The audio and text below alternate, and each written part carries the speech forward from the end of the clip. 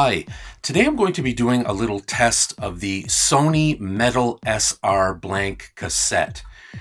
Now, this tape was sold between 1990 to 1992, and to be honest with you, back in those days, I didn't really buy a lot of metal tapes. And to this day, I really don't have a lot of metal cassettes in my collection, mostly because of the price. Back then, I was a very young man. I didn't have a lot of money.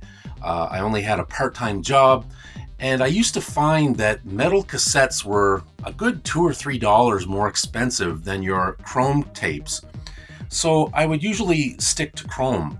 And really, to be honest with you, I really couldn't hear a difference between metal and chrome, at least not back then. Maybe now I would notice the difference, but back then I didn't. Now, what's interesting is the Metal SR cassette was called Metal XR in Europe and in Japan.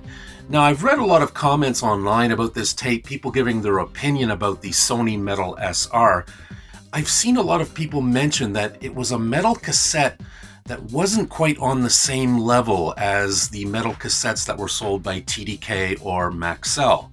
Now, I recall if you wanted a blank metal cassette, you would have to go to the Sony store or a specialty hi-fi store that sold home electronics. That was really the only places in my town where I could find blank metal cassettes. And as you notice, on the packaging for this Metal SR cassette, you had that famous little label that said ideal for CD. I certainly remember seeing that back in the 90s when CDs were all the rage and people were dubbing CDs to cassette. A lot of companies made that claim that they produced the best cassettes to reproduce compact discs. Now, in this video, I'm going to be doing a little test of the Sony Metal SR. I will play for you the original song, which is on compact disc. So the original source is digital.